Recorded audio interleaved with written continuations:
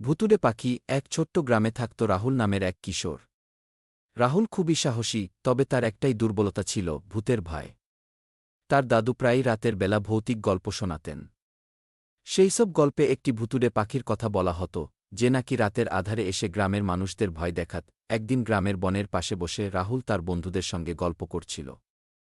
হঠাৎ তারা শুনল কোনো এক অদ্ভুত আওয়াজ, হু হু কাক কাক।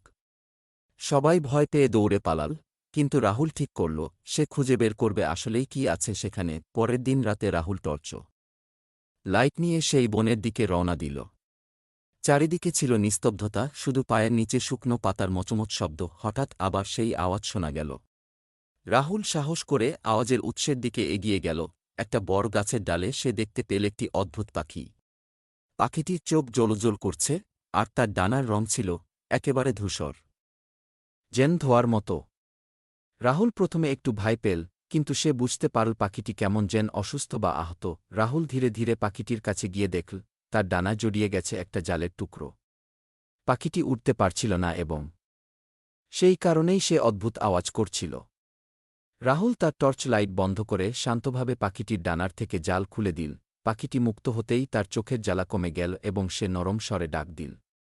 রাহুল অবাক হয়ে দেখল পাখিটির রং আস্তে আস্তে স্বাভাবিক হয়ে যাচ্ছে। এখন আর পাখিটি ভুতুড়ে দেখাচ্ছে না। পাখিটি রাহুলকে কৃতজ্ঞতার চিহ্ন হিসেবে একটি উজ্জ্বল পালক ফেলে দিয়ে উড়ে গেল। রাহুল সেই পালকটি নিয়ে গ্রামে ফিরে এল এবং সবাইকে পুরো ঘটনাটি বলল।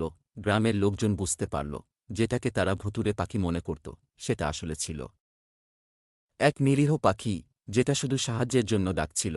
এরপর থেকে রাহুল গ্রামের ছোটদের শেখাত, ভয় না পেয়ে সাহস করে সত্যিটা খুঁজে বের করাই আসল বীরত্ব। মোরাল: সবকিছুই যেমন দেখা যায় আসলে তেমন নয়।